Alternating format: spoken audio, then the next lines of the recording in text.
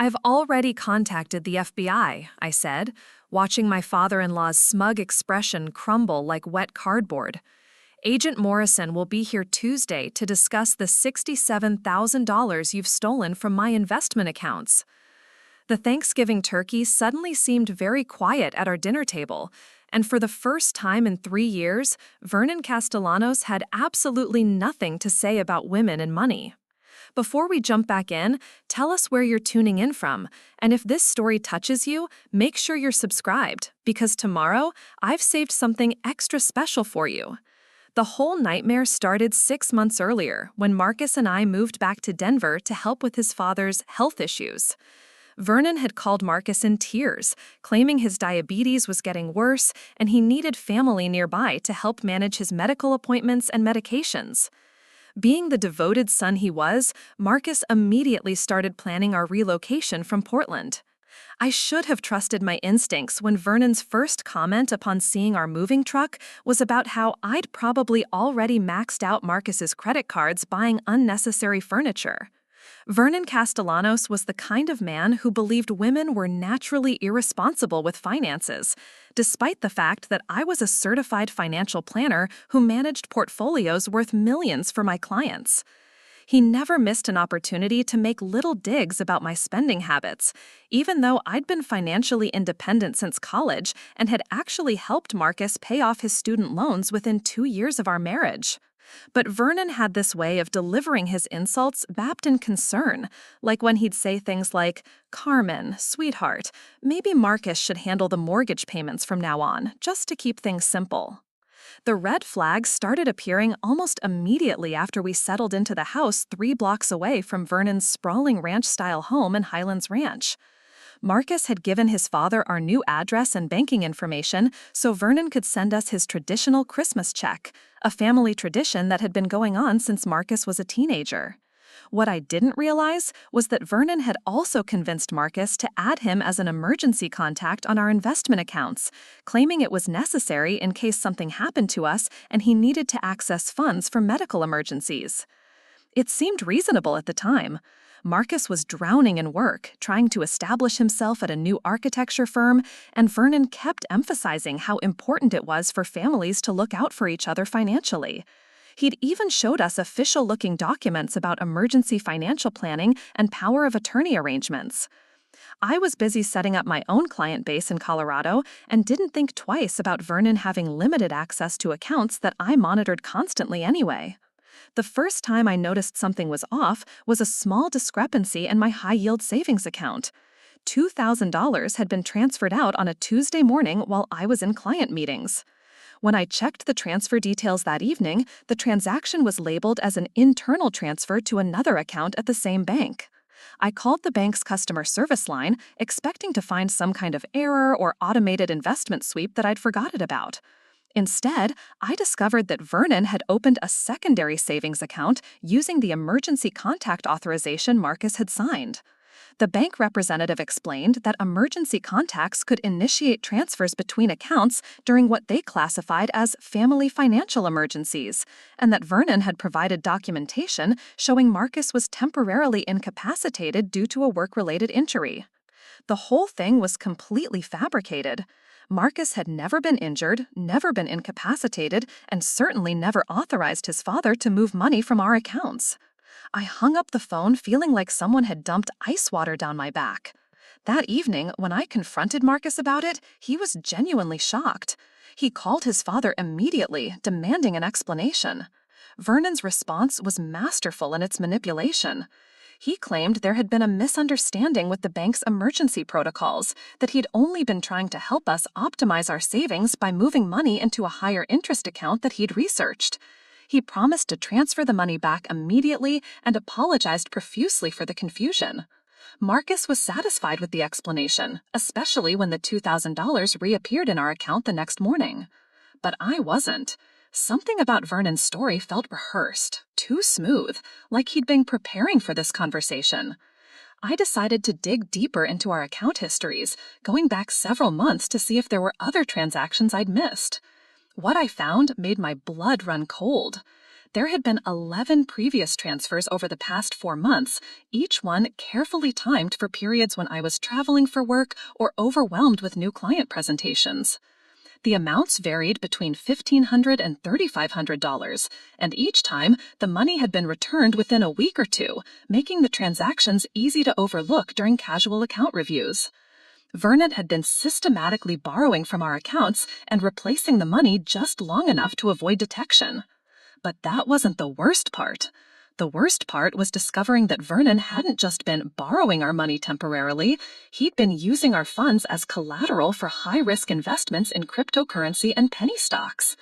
The money that came back into our accounts wasn't our original funds at all. It was new money from his investment gains, which meant he was essentially gambling with our savings and keeping any profits for himself while replacing our accounts with whatever he managed to recover. I spent the next 3 weeks conducting a forensic review of every account we had, including investment portfolios, retirement funds, and even Marcus's checking account from his previous job. The total amount Vernon had stolen came to $67,432. Some of it had been replaced with his gambling winnings, but most of it was simply gone, lost in failed cryptocurrency ventures and worthless stock purchases. The hardest part was figuring out how to tell Marcus. His relationship with his father was complicated but genuinely loving, and Vernon had spent months building this narrative about wanting to help us financially while we were establishing ourselves in a new city. Marcus kept talking about how grateful he was that his dad was so concerned about our financial stability, especially since Vernon had always been critical of Marcus's career choices in the past. I decided to present Marcus with the evidence gradually, starting with the documentation of unauthorized transfers and then showing him the investment records I'd obtained from Vernon's brokerage accounts. Marcus's initial reaction was denial, then anger, then a kind of stunned disbelief that reminded me of someone learning about a loved one's secret addiction. He kept saying things like, "But he was just trying to help, and maybe there's another explanation."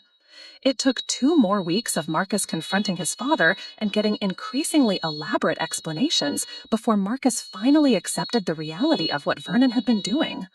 The final straw came when Vernon tried to convince Marcus that I was overreacting because women naturally get emotional about financial matters and don't understand sophisticated investment strategies. That comment triggered something in Marcus that I'd never seen before. He told his father to stay away from our accounts permanently and demanded written documentation of every transaction Vernon had made. Vernon's response was to double down on his sexist rhetoric. He started telling Marcus that I was obviously trying to drive a wedge between them because I was jealous of their close relationship. He claimed that I was financially controlling and that Marcus would never be truly independent as long as he let his wife manage their money. The irony of these accusations, coming from a man who had literally stolen our savings, was so profound that I almost started laughing during one of their heated phone conversations. That's when I realized Vernon wasn't going to stop.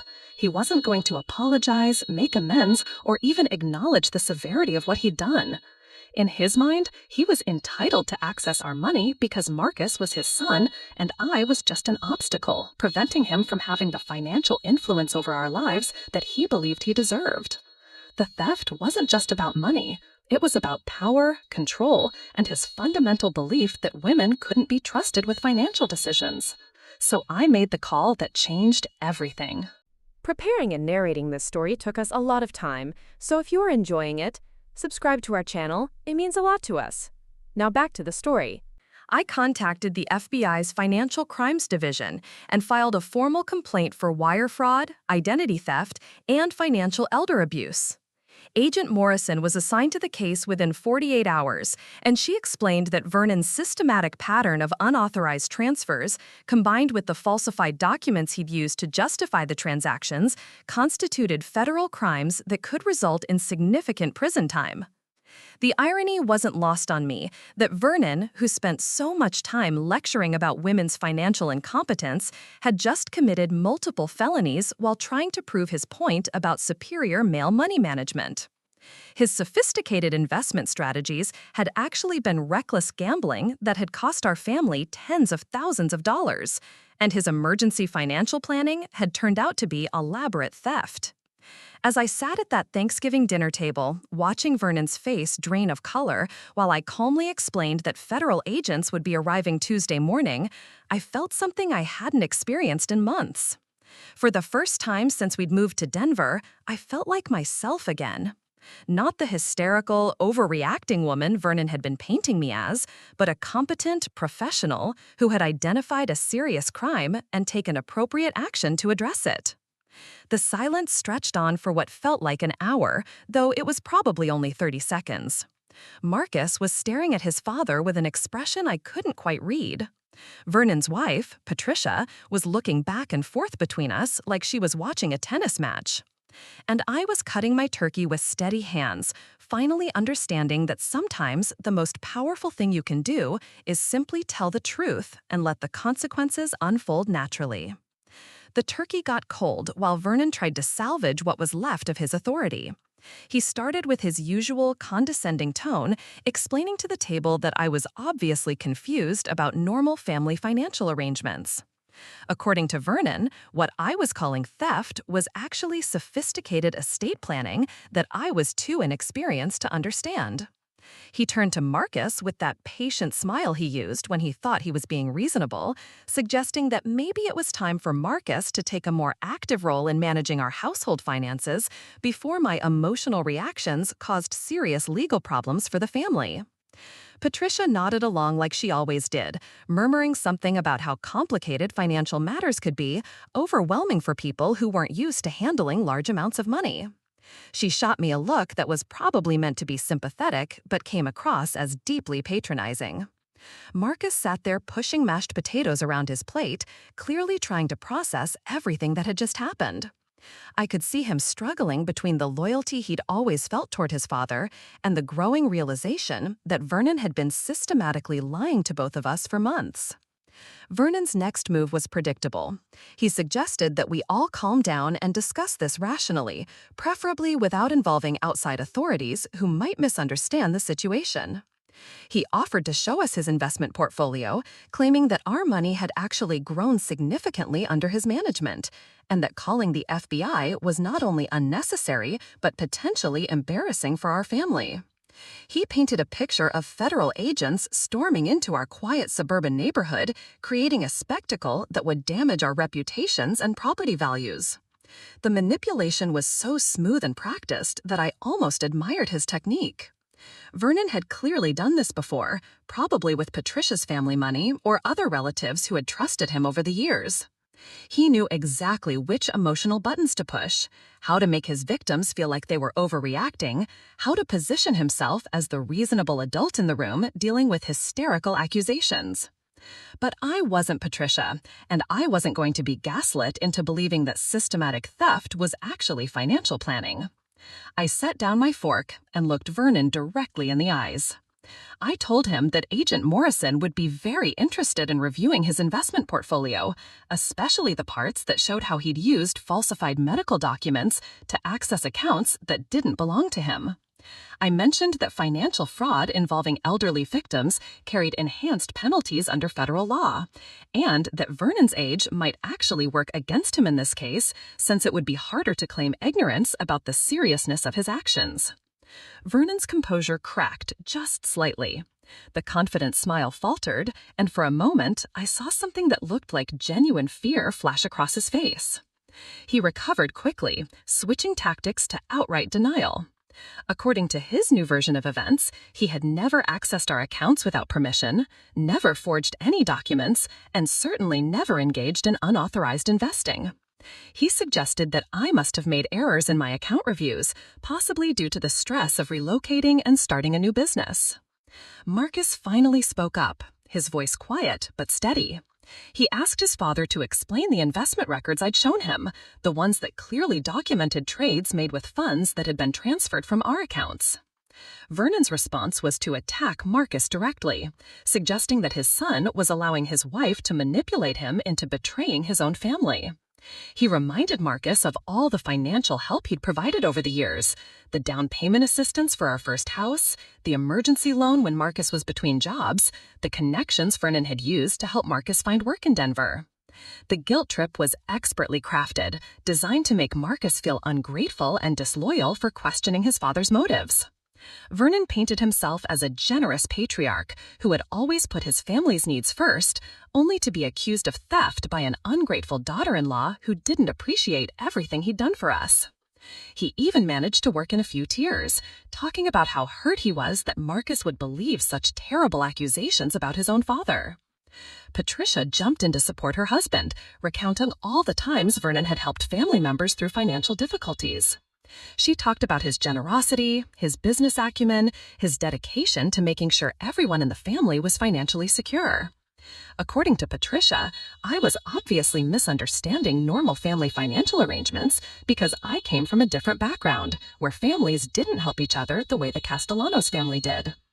The whole performance was so coordinated that I realized Vernon and Patricia had probably dealt with similar accusations before. They knew exactly how to present themselves as the injured parties, how to make anyone who challenged Vernon's financial behavior seem like the real problem. They had turned gaslighting into an art form, and they were using every technique in their playbook to make me doubt my own evidence and Marcus doubt his own judgment. But I had one advantage they didn't expect.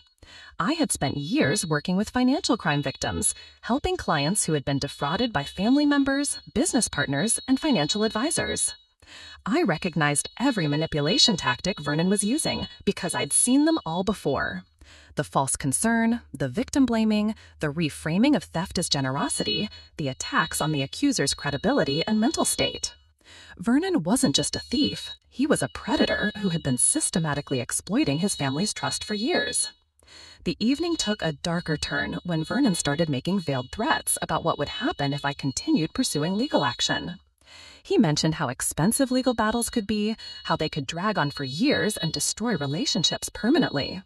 He suggested that Marcus's career could be damaged if his father was publicly accused of financial crimes, especially in a relatively small professional community like Denver's architecture scene. Vernon painted a picture of our family being torn apart by vindictive legal proceedings that would ultimately benefit no one. When threats didn't work, Vernon tried bribery. He offered to immediately transfer $50,000 into our accounts as compensation for any inconvenience we'd experienced. He presented this as a generous settlement that would allow everyone to move forward without the messy complications of federal investigations. According to Vernon, accepting his offer would be the mature, family-oriented solution that would preserve relationships and avoid unnecessary legal expenses. I declined his offer without hesitation, explaining that accepting money from Vernon at this point would actually constitute evidence tampering and could potentially make me an accessory to his crimes. The look of shock on Vernon's face when I refused his bribe told me everything I needed to know about how these situations usually played out for him. He was accustomed to buying his way out of trouble, to offering just enough money to make his victims feel like pursuing justice wasn't worth the hassle. As the evening wore on, Vernon's desperation became more obvious. He started making calls to other family members, telling them that I was causing problems and asking for their support in convincing Marcus to be reasonable. I could hear him on the phone with his brother, describing me as emotionally unstable and potentially dangerous to family unity. He was building a narrative that would isolate Marcus and me from the broader family, making us the villains in a story where Vernon was simply trying to help ungrateful relatives. The other family members probably thought it was going along with him, murmuring things about how complicated financial matters could be, overwhelming for people who weren't used to handling large amounts of money. She shot me a look that was probably meant to be sympathetic, but came across as deeply patronizing. Marcus sat there pushing mashed potatoes around his plate, clearly trying to process everything that had just happened. I could see him struggling between the loyalty he'd always felt toward his father and the growing realization that Vernon had been systematically lying to both of us for months. Vernon's next move was predictable. He suggested that we all calm down and discuss this rationally, preferably without involving outside authorities who might misunderstand the situation. He offered to show us his investment portfolio, claiming that our money had actually grown significantly under his management, and that calling the FBI was not only unnecessary, but potentially embarrassing for our family. He painted a picture of federal agents storming into our quiet suburban neighborhood, creating a spectacle that would damage our reputations and property values. The manipulation was so smooth and practiced that I almost admired his technique. Vernon had clearly done this before, probably with Patricia's family. The calls backfired spectacularly. Vernon's brother asked too many questions about the specific financial arrangements Vernon was defending, and Vernon couldn't provide coherent answers without admitting to unauthorized account access. His sister wanted to see documentation of the emergency medical situations that had supposedly justified Vernon's financial interventions. Each conversation forced Vernon to elaborate on his lies, creating an increasingly complex web of deception that was becoming impossible to maintain. By the time we left Vernon's house that night, I felt exhausted but vindicated. Vernon had revealed himself completely, showing Marcus exactly who his father really was beneath the facade of concerned patriarch. The mask had slipped, and there was no putting it back on. Marcus was quiet during the drive home, processing everything he'd witnessed. When we finally talked about it later that night, he told me he felt like he'd been mourning the loss of his father for months without realizing it. The next morning, my phone started ringing early. Vernon was calling every hour, alternating between apologies and accusations, offers of restitution, and threats of legal action against me for defamation. Each call was more unhinged than the last, confirming that Vernon was losing control of the situation he'd managed so carefully for months. I didn't answer any of the calls, but I saved all the voicemails as evidence for Agent Morrison. By Sunday evening, Vernon had recruited Patricia's sister and his own brother to call Marcus directly, trying to convince him that destroying his relationship with his father over money was a mistake he'd regret for the rest of his life. They painted me as a gold digger who was manipulating Marcus into cutting ties with his family for financial gain, despite the obvious irony that I was the one who had discovered and reported the actual financial manipulation. The pressure campaign was intense and coordinated, designed to wear down Marcus's resolve and make him choose between his wife and his extended family. But Vernon had made a critical error in his desperation. By involving so many family members in his defense, he'd forced them to learn details about his financial behavior that many of them found deeply disturbing. Some of the relatives Vernon was counting on for support started asking uncomfortable questions about their own financial dealings with him over the years. Agent Morrison arrived Tuesday morning with a briefcase full of documents and a recording device that she placed on our kitchen table with practiced efficiency. She was younger than I'd expected, probably in her early 30s, with the kind of sharp focus that made it clear she'd handled cases like ours many times before. Within the first 10 minutes of our conversation, she'd identified 3 additional federal crimes that Vernon had committed beyond the basic wire fraud I'd reported. According to Agent Morrison, Vernon's use of falsified medical documents to justify emergency account access constituted identity fraud under federal law. His systematic pattern of unauthorized transfers qualified as organized financial crime, which carried enhanced penalties. Most significantly, his use of our stolen funds as collateral for high-risk investments meant he'd been operating an unlicensed investment scheme, violating multiple Securities and Exchange Commission regulations that could result in separate federal charges. Marcus listened to Agent Morrison's explanation with growing amazement. I don't think he'd fully grasped the scope of his father's criminal behavior until he heard it described in official federal law enforcement terminology. Vernon wasn't just a family member who'd made some questionable financial decisions. He was a repeat offender who had been systematically defrauding relatives for years, using sophisticated techniques that demonstrated clear criminal intent rather than simple mistakes or misunderstandings. The investigation moved quickly once Agent Morrison had our documentation. She obtained warrants for Vernon's bank records, investment accounts, and communication records within 48 hours. What they found was worse than anything I'd discovered during my own research. Vernon had been running similar schemes with at least 6 other family members over the past decade, stealing amounts ranging from $15,000 to over $200,000 depending on each victim's financial resources and level of trust. Vernon's brother, Daniel, was the biggest victim. He'd been giving Vernon access to his retirement accounts for 3 years, believing that Vernon was helping him optimize his investment strategy for early retirement. Instead, Vernon had been systematically draining Daniel's 401k to fund cryptocurrency speculation and penny stock gambling. Daniel had lost nearly his entire retirement savings without realizing it, because Vernon had been sending him falsified account statements showing steady growth. Patricia's sister Margaret had lost her daughter's college fund the same way. Vernon had convinced Margaret that he could double her education savings through strategic short-term investments, then had gambled the money away on speculative trades. Margaret's daughter was supposed to start college the following fall, and Margaret had been planning to tell her daughter she'd need to take out student loans because the market had been disappointing. She had no idea that her daughter's college money had been stolen by her brother-in-law. The most heartbreaking case involved Vernon's elderly Aunt Rosa, who had trusted him with managing her late husband's life insurance settlement. Vernon had been stealing from Rosa's account for over 5 years, replacing the money periodically to maintain the illusion that her nest egg was secure. Rosa was 84 years old and completely dependent on those funds for her living expenses and medical care. Vernon had put his own aunt at risk of homelessness and medical bankruptcy just to fund his gambling addiction. When Agent Morrison presented the evidence to the extended family, the reaction was swift and devastating for Vernon. Daniel immediately filed his own federal complaint and hired a private attorney to pursue civil recovery. Margaret confronted Patricia directly, demanding to know whether Patricia had been aware of Vernon's theft from family members. Rosa's adult children threatened to file elder abuse charges in addition to the federal financial crimes. The family network that Vernon had counted on for support completely collapsed within a week of the FBI investigation becoming public. His brother stopped taking his calls. His sister-in-law filed a restraining order. His own wife, Patricia, moved out of their house and filed for legal separation, claiming she'd had no knowledge of Vernon's criminal activities and needed to protect her own assets from potential civil judgments.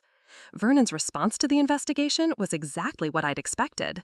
He hired an expensive criminal defense attorney and immediately began claiming that he was the victim of a conspiracy orchestrated by ungrateful family members who didn't appreciate his financial expertise. According to Vernon's new narrative, he was a generous patriarch who had been trying to help his family build wealth, only to be betrayed by relatives who were too unsophisticated to understand legitimate investment strategies. The criminal defense strategy fell apart quickly when Agent Morrison's team discovered Vernon's banking records. His brokerage accounts showed a clear pattern of high-risk speculation that had nothing to do with legitimate financial planning. He'd lost hundreds of thousands of dollars on cryptocurrency day trading, penny stock manipulation, and options trading that would have been inappropriate even for experienced investors with money they could afford to lose. The evidence showed that Vernon had been stealing from family members specifically to fund his gambling addiction, not to help them build wealth. Every time he suffered major losses, he would identify a new family member to victimize, usually targeting people who trusted him enough to give him account access without demanding detailed explanations of his investment strategy. The federal charges were filed 3 months after Agent Morrison's initial visit to our house. Vernon was indicted on 12 counts of wire fraud, 6 counts of identity fraud, and multiple violations of federal securities regulations. The prosecution was seeking a sentence of 15 to 20 years in federal prison, along with full financial restitution to all victims. At his age, Vernon was looking at spending the rest of his life in federal custody. Marcus struggled with conflicting emotions throughout the legal proceedings. He felt guilty about his father facing such serious consequences, but he also felt angry about the years of manipulation and theft that had damaged so many family relationships. The hardest part for Marcus was realizing that Vernon had been stealing from family members even during the periods when he was lecturing Marcus about financial responsibility and family loyalty. Vernon wasn't just a family member who'd made some questionable financial decisions. He was a repeat offender who had been systematically defrauding relatives for years, using sophisticated techniques that demonstrated clear criminal intent rather than simple mistakes or misunderstandings. The investigation moved quickly once Agent Morrison had our documentation. She obtained warrants for Vernon's bank records, investment accounts, and communication records within 48 hours. What they found was worse than anything I'd discovered during my own research. Vernon had been running similar schemes with at least 6 other family members over the past decade, stealing amounts ranging from $15,000 to over $200,000 depending on each victim's financial resources and level of trust. Vernon's brother Daniel was the biggest victim. He'd been giving Vernon access to his retirement accounts for 3 years, believing that Vernon was helping him optimize his investment strategy for early retirement. Instead, Vernon had been systematically draining Daniel's 401k to fund cryptocurrency speculation and penny stock gambling.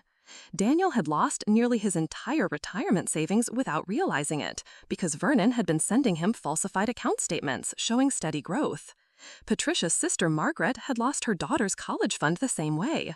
Vernon had convinced Margaret that he could double her education savings through strategic short-term investments, then had gambled the money away on speculative trades.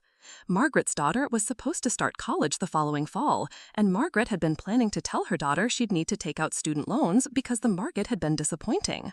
She had no idea that her daughter's college money had been stolen by her brother-in-law.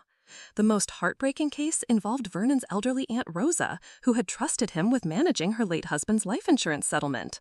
Vernon had been stealing from Rosa's account for over 5 years, replacing the money periodically to maintain the illusion that her nest egg was secure. Rosa was 84 years old and completely dependent on those funds for her living expenses and medical care. Vernon had put his own aunt at risk of homelessness and medical bankruptcy just to fund his gambling addiction. When Agent Morrison presented the evidence to the extended family, the reaction was swift and devastating for Vernon. Daniel immediately filed his own federal complaint and hired a private attorney to pursue civil recovery. The civil litigation was equally devastating for Vernon. Daniel's attorney had identified assets that Vernon had purchased with stolen funds, including a vacation property in Aspen and a collection of vintage cars that he'd been hiding from his wife. The court ordered Vernon to liquidate these assets immediately to begin paying restitution to his victims, but the total value was less than half of what he'd stolen over the years. Vernon's criminal trial lasted 2 weeks. The prosecution presented overwhelming evidence of systematic financial fraud, including recorded phone calls where Vernon had lied to bank representatives about medical emergencies and family crises to justify unauthorized account access. Vernon's defense attorney tried to argue that his client was suffering from gambling addiction and deserved treatment rather than prison, but the judge was unimpressed by claims of diminished responsibility from someone who had committed such sophisticated and premeditated crimes. The sentencing hearing was the first time I'd seen Vernon since that disastrous Thanksgiving dinner. He looked older, smaller somehow, wearing an Orange County jail uniform instead of his usual expensive business attire. When the judge asked if he had anything to say before sentencing, Vernon stood up and delivered a rambling speech about how his family had turned against him and destroyed his life over simple misunderstandings about financial arrangements. He still couldn't admit what he'd done. Even facing federal prison, Vernon continued to insist that he'd been trying to help his family and that we'd all overreacted to normal investment activities. He blamed me specifically for turning Marcus against him and for involving federal authorities in private family matters that should have been resolved internally. The lack of genuine remorse was so complete that it was almost fascinating to watch. The judge sentenced Vernon to 18 years in federal prison with no possibility of parole for the first 12 years. She explained that Vernon's complete lack of accountability and his targeting of elderly and vulnerable family members had influenced her decision to impose a sentence near the maximum range. Vernon would be nearly 90 years old before he'd be eligible for release. Marcus and I attended the sentencing hearing, but we didn't speak to Vernon or acknowledge him in any way. After the judge delivered the sentence, Vernon's attorney escorted him out of the courtroom without any family members approaching him. It was a strange way to end a relationship that had been such a significant part of Marcus's life, but Vernon had made it impossible for anyone to maintain connection with him. The aftermath of Vernon's conviction brought unexpected healing to our extended family. Daniel was able to recover about 40% of his retirement savings through the asset seizures and insurance claims. Margaret's daughter received a full scholarship that covered most of her college expenses, and Margaret was able to supplement the rest through a victim's assistance fund. Rosa moved in with her daughter and received enough restitution to cover her medical expenses for several years. Marcus and I established a new tradition of hosting family gatherings that explicitly excluded any discussion of finances or investment advice. The extended family had learned to be suspicious of anyone offering to help with money management, and they were much more careful about protecting their financial information.